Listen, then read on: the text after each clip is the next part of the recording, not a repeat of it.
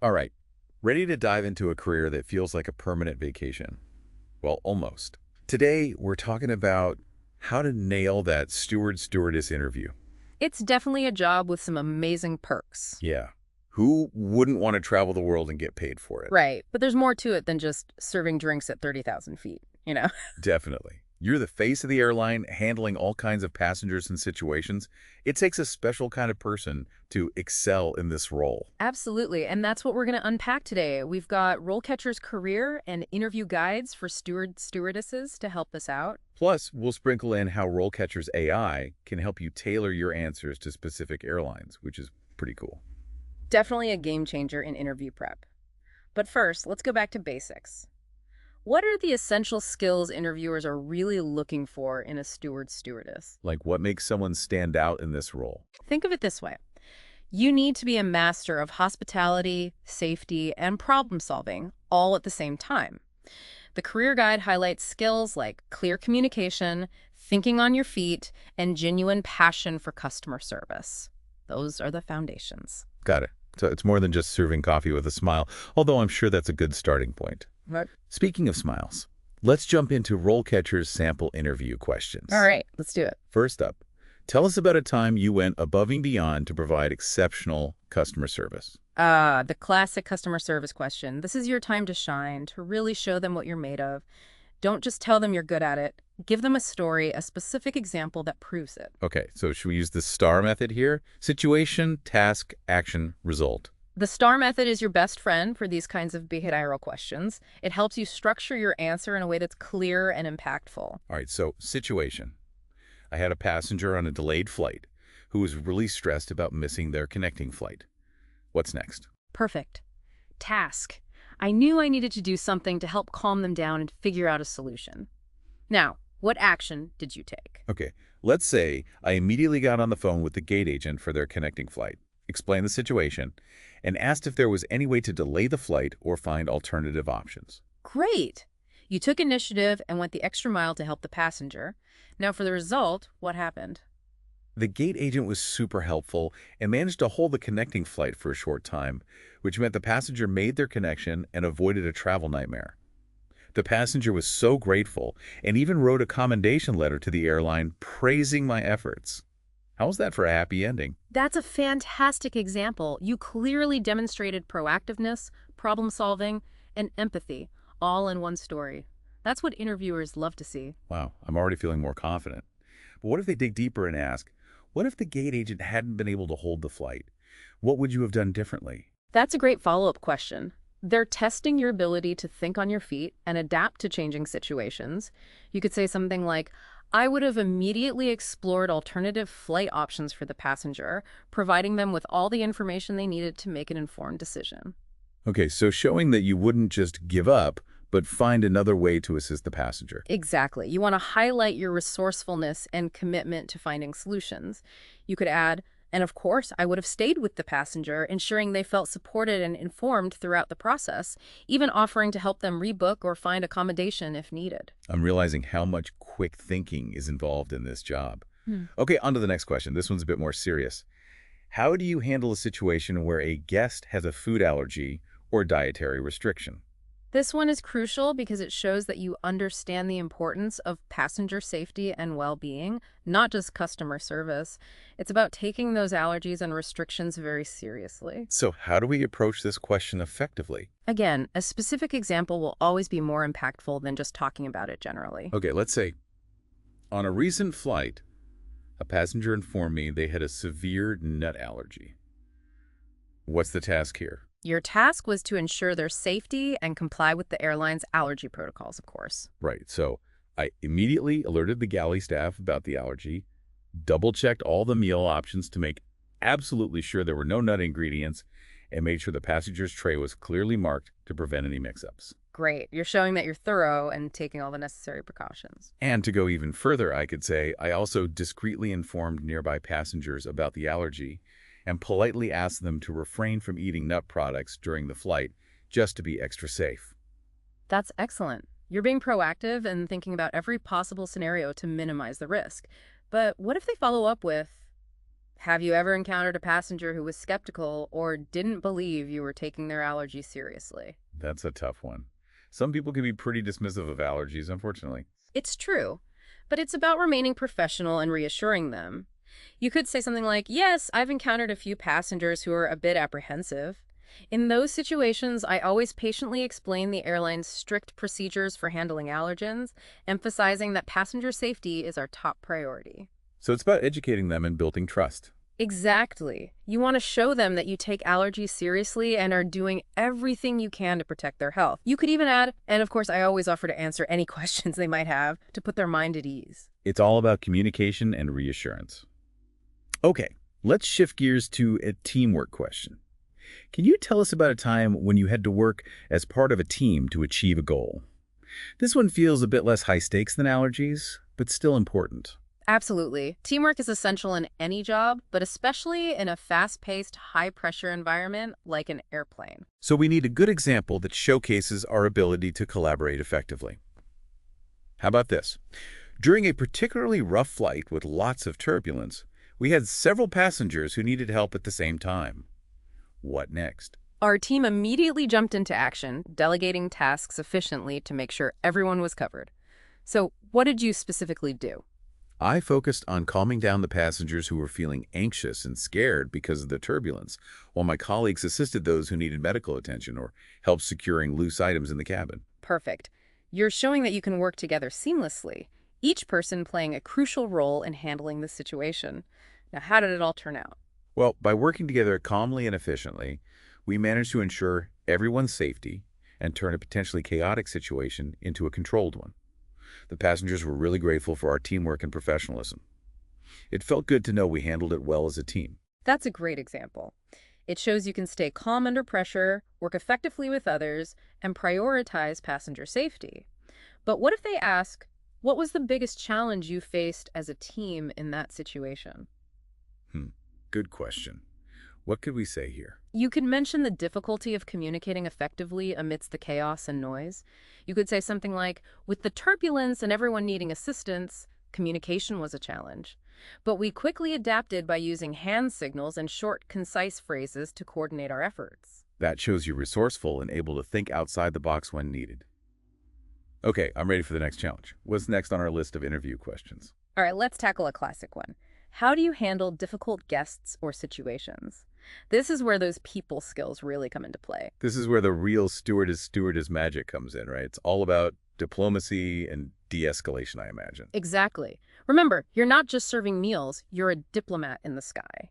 You need to be able to handle all sorts of personalities and situations with grace and professionalism. I love that analogy. So, how do we approach this question effectively?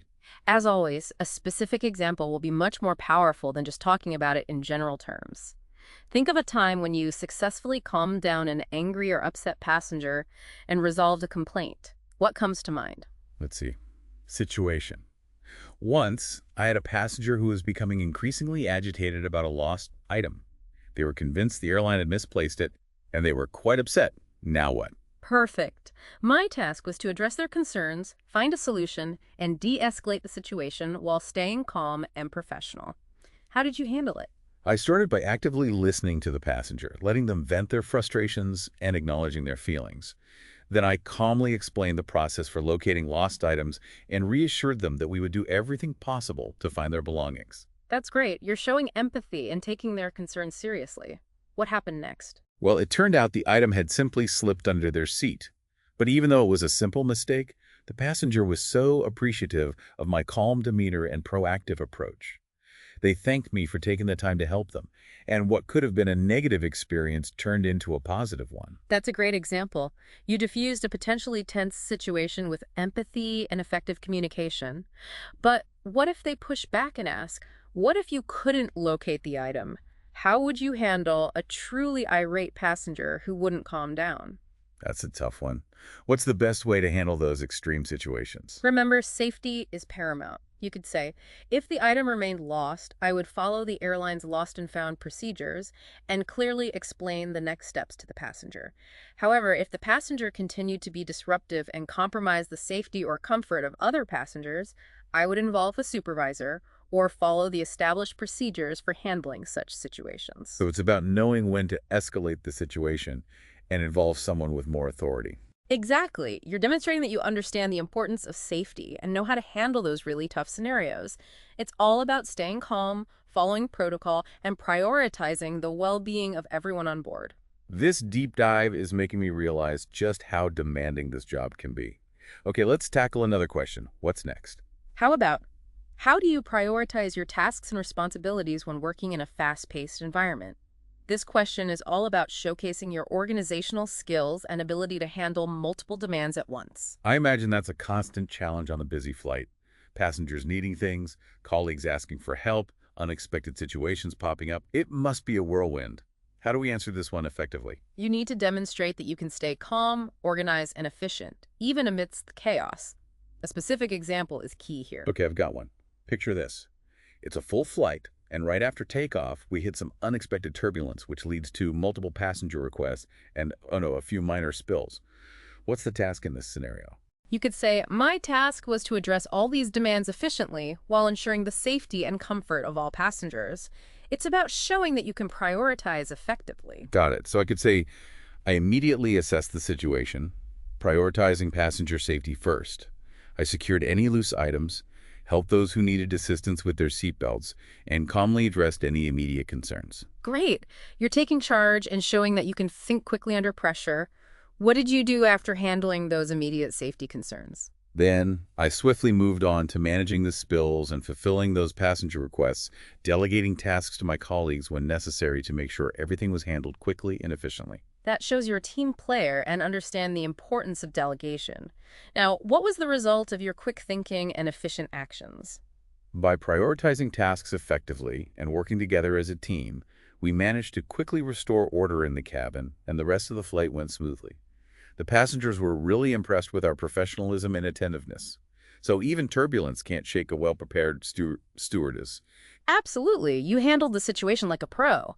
But what if they ask, what's your personal strategy for staying organized when things get hectic? How do you keep track of everything that needs to be done? That's a good one. I'd probably say something like, I rely on a mental checklist to prioritize tasks, starting with safety-related issues, then moving on to urgent passenger needs, and finally addressing routine duties. That's a great answer. It shows that you have a system for staying organized and focused, even when you're juggling multiple demands. You could even add, this mental checklist helps me stay calm and efficient, even when things get a bit crazy. Mental checklist. I'm gonna have to try that. Okay, I think I'm ready for another question. What's next? How about this one? How do you ensure that the cabins and public areas are clean and well-maintained? This might seem like a simple question, but it's about demonstrating your attention to detail and commitment to creating a positive passenger experience. It's those little things that can make a big difference. A clean and tidy cabin makes everyone feel more comfortable and relaxed. How do we showcase that in our answer? Think of a time when you went above and beyond to ensure a spotless and welcoming environment for passengers. Did you ever do anything extra to make the cabin feel fresh and inviting? Okay, I've got a good example. Imagine a busy flight with a short turnaround time. We were getting ready for the next group of passengers to board, and there wasn't much time to clean and prep the cabin. Okay, I can picture it. A classic time crunch scenario. What was your task in this situation? My task was to make sure the cabin was impeccably clean and ready for those new passengers, despite the limited time. What did you do to make that happen? Well, I implemented a systematic approach, starting with a thorough check for any trash or spills. Then, I meticulously cleaned all those high-touch surfaces, from tray tables and armrests to seatback pockets and windows. I even took the time to neatly arrange the blankets and pillows to make the cabin feel extra welcoming. You went above and beyond. It's those little details that passengers really notice and appreciate. What was the result of your hard work? The next group of passengers boarded to a sparkling clean cabin, and several of them even commented on how nice and fresh it smelled and looked. It felt good to know that I had contributed to making their journey a little bit more enjoyable. That's a great example. You showcased your dedication to creating a positive passenger experience and your attention to detail. Now, what if they follow up with, what's your process for spotting those often overlooked areas that need cleaning? How do you make sure nothing gets missed? That's a good one. I'd probably say something like, I've developed a habit of scanning the cabin from different angles, looking for anything out of place. I also pay close attention to those areas that tend to get dirtier faster, like under the seats and around the galleys. That's a great strategy. It shows that you're observant and proactive about maintaining cleanliness. It's those little things that add up to a big difference in passenger satisfaction. Okay, I'm ready for another question. What else do we have on the list? Let's tackle one that focuses on your previous experience. Can you tell us about your previous experience as a steward-stewardess? This is where you get to connect your past to your future and show how your prior roles have prepared you for this one. But what if you haven't actually worked as a steward or stewardess before? Does that mean you're out of luck? Not at all. Even if you haven't held that exact title, you can still highlight relevant experiences from other jobs. Think about any roles where you provided excellent customer service, dealt with difficult situations, or worked in a fast-paced environment. So it's about drawing those connections and showing how those seemingly unrelated experiences have actually given you valuable skills. Exactly. Think about those transferable skills that make you a strong candidate, even if you're new to the aviation industry. What kind of experience comes to mind? Okay, let's say situation. I used to work as a barista in a really popular coffee shop. It was a high-volume environment, especially during peak hours, with long lines and sometimes demanding customers. What's the task here? You could say, my task was to provide quick and friendly service while maintaining a positive attitude even when things got stressful. It's about showing that you can handle pressure and stay customer-focused. Got it. So for the action, I can say I developed a system for taking orders accurately and quickly while still engaging with each customer in a friendly and personable manner. It was all about efficiency and positive energy. That's great. You're demonstrating your ability to multitask, work efficiently, and maintain a positive demeanor, all crucial skills for a steward-stewardess. Now, what was the result of your hard work and positive attitude? Well, I consistently received positive feedback from both customers and my manager, which showed that I was able to thrive in that fast-paced, customer-centric environment. It taught me a lot about staying calm under pressure and always putting the customer first. That's a great example. You clearly demonstrated that you can handle the demands of a fast-paced customer service role. But what if they ask, how does your experience in a coffee shop prepare you for the unique challenges of working as a steward-stewardess? That's a good question. It seems like a very different environment, even though some of the skills overlap. That's where you need to connect the dots and highlight those transferable skills. You could say something like, while the environments might be different, the core skills are very similar. My experience in the coffee shop taught me how to provide exceptional customer service, work efficiently under pressure, resolve issues calmly, and adapt to constantly changing situations. These are all essential skills that will make me a successful steward-stewardess. That's a great way to bridge the gap. It shows that you've thought about how your past experiences have prepared you for this specific role, even if it's in a different industry. Okay, I'm ready for another question. What's next? Let's talk about one that gets to the heart of the steward-stewardess role. How do you ensure that guests receive excellent customer service? What does that mean to you? This one feels less about specific situations and more about your overall philosophy of customer service, right? Exactly. It's your chance to demonstrate your passion for hospitality and your understanding of what it truly means to go above and beyond for passengers. It's about creating that positive and memorable experience for every person on board. Okay, let's see. Situation. I had an elderly passenger traveling alone who seemed a bit anxious about the flight. What's the task here? Your task was to ensure they felt safe, comfortable, and well cared for throughout the entire journey. It's about going beyond the basic requirements and making a personal connection. What did you do to achieve that? Well, I took the time to introduce myself properly, chat with them about their trip, and address any concerns they had about the flight. I offered to help them with their luggage, gave them extra pillows and blankets for comfort, and checked in on them regularly to make sure they had everything they needed. Those are great examples of personalized service. It's about those little gestures that can make a big difference in someone's experience. What was the result of your efforts? The passengers' anxiety visibly decreased throughout the flight, and they even thanked me for making their journey so pleasant. It was a reminder that sometimes the smallest acts of kindness can have the biggest impact. That's a beautiful story. It shows that you genuinely care about passenger well-being and go the extra mile to make them feel comfortable and valued. But what if they follow up with, what do you do when a passenger's needs go beyond what's typically expected of a steward-stewardess? Where do you draw the line? That's a good point. There are limits to what you can reasonably do, especially on a busy flight with so many passengers to attend to. Exactly. It's about setting those boundaries while remaining helpful and professional. You could say, if a passenger's request is outside my scope of duties or compromises safety regulations, I would politely explain the situation and offer alternative solutions. For instance, if they need medical advice, I would direct them to the appropriate medical personnel on board. That makes sense. It's about knowing your limits and prioritizing safety while still being helpful and accommodating. Okay, I'm ready for another challenge. What else do we have? Let's wrap up this round with a question about teamwork, but with a bit of a twist. Describe a time when you had to work with a difficult teammate. How did you handle this situation? This is about showing that you can navigate conflict effectively and maintain a positive team dynamic, even when things get tough. This feels like a question that could come up in any job interview, not just for stewardesses. It is. Teamwork and conflict resolution are essential skills in any profession. So think back to your previous work experiences. Did you ever encounter a challenging teammate? How did you handle the situation? Okay, this one time, we had a teammate who was constantly negative and complaining, which really brought down the morale of the whole team. It was starting to impact everyone's mood and productivity. So what was your task in this scenario? You could say, my task was to address the situation constructively and find a way to improve team dynamics without creating further conflict. It's about showing that you care about the team's well-being and are willing to take initiative. Got it. So for the action, instead of avoiding the issue or gossiping with other teammates, I decided to have a private conversation with this person. I expressed my concerns respectfully and directly, focusing on specific behaviors that were impacting the team. I also tried to acknowledge their positive contributions to avoid making it feel like a personal attack. That's a great approach. You addressed the issue directly, but in a way that was sensitive and respectful. What happened next? Did your teammate respond positively to your feedback? Well, at first they were a bit defensive, but as we talked, they started to open up about some personal challenges they were going through that were contributing to their negativity.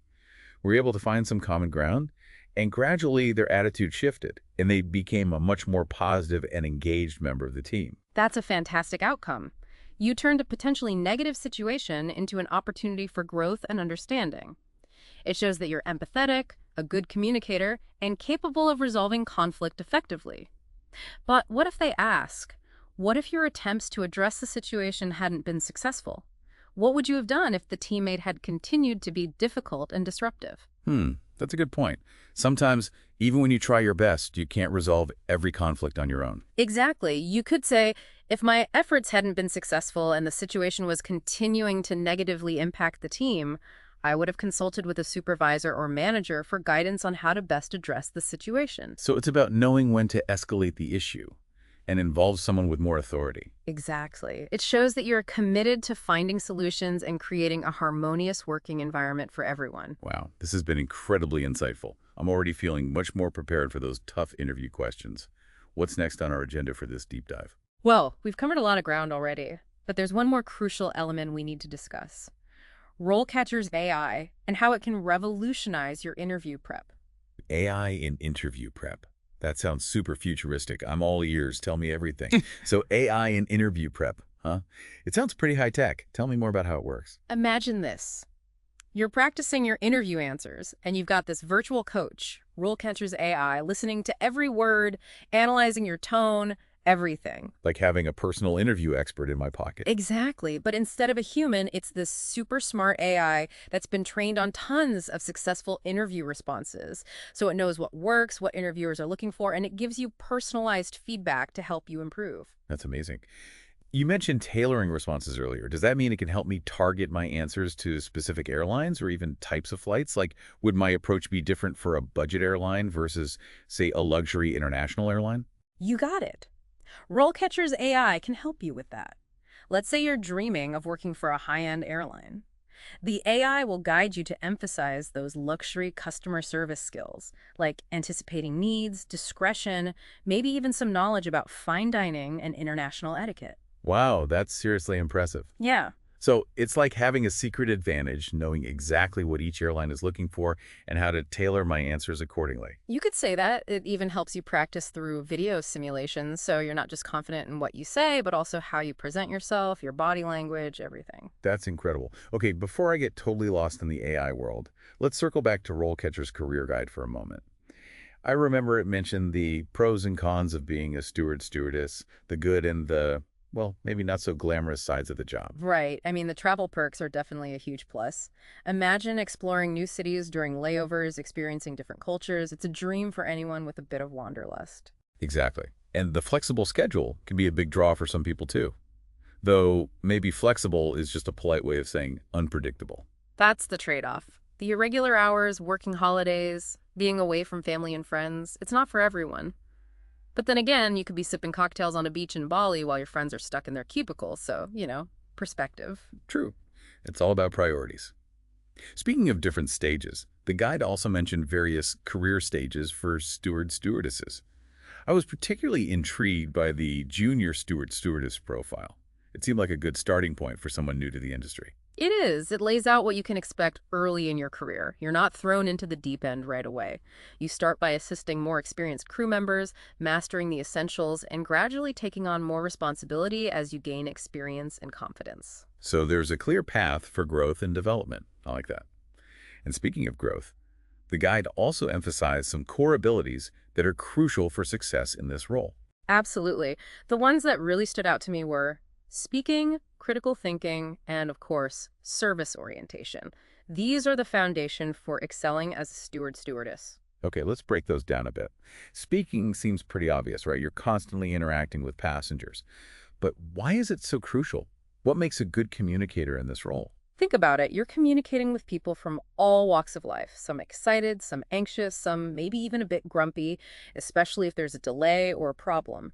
You need to convey information clearly and calmly, build rapport, de-escalate tense situations, all with your words and tone of voice. So it's more than just being chatty. It's about effective communication that puts people at ease and builds trust. Exactly. Now, critical thinking, that might seem less obvious, but it's just as important, especially in unexpected situations. I can see that. Give me an example of how critical thinking comes into play on the job. Imagine a medical emergency on board, or a sudden change in flight plans due to bad weather, with a cabin full of worried passengers.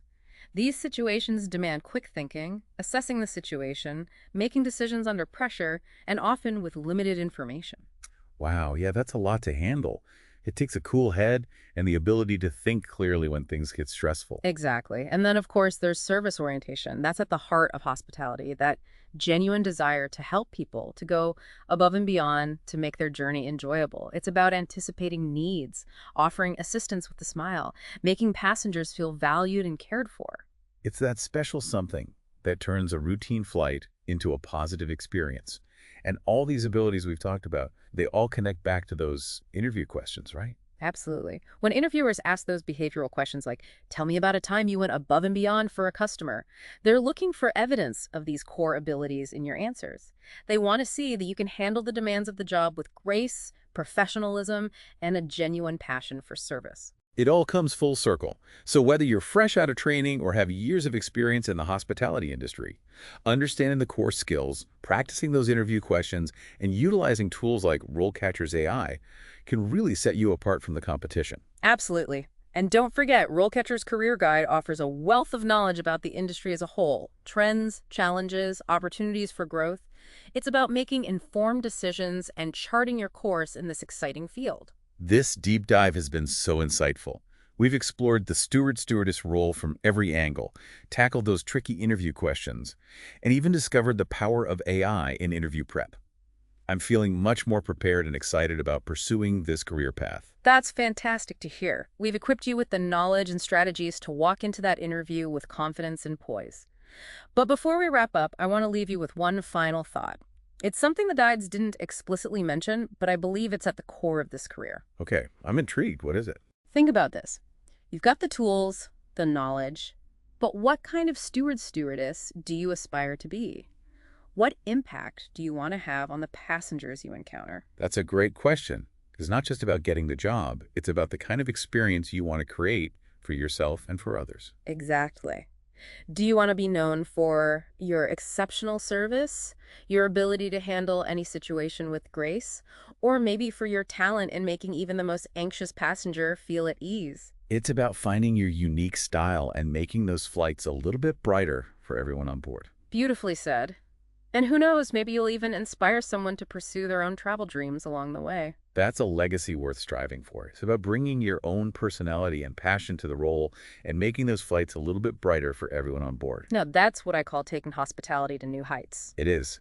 So as you're preparing for that steward-stewardess interview, remember, it's not just about showcasing your skills and experience. It's also about conveying your enthusiasm, that spark that makes you stand out.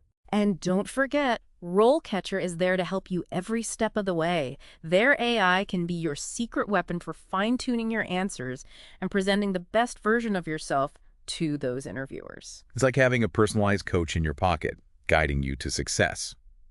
Well, I think we've covered just about everything today, from those tricky interview questions to the core skills that'll help you shine as a steward-stewardess. Any final words of wisdom before we wrap things up? Just this. Believe in yourself, prepare diligently, and never lose sight of that passion for travel and service. The world of aviation is waiting for you. Beautifully said. To all our aspiring stewardesses out there, go out there and rock those interviews. We're cheering you on every step of the way. Best safe travels. And that brings our deep dive to a close. We hope you found this journey informative and inspiring. Until next time, keep exploring, keep learning, and keep reaching for those sky-high dreams.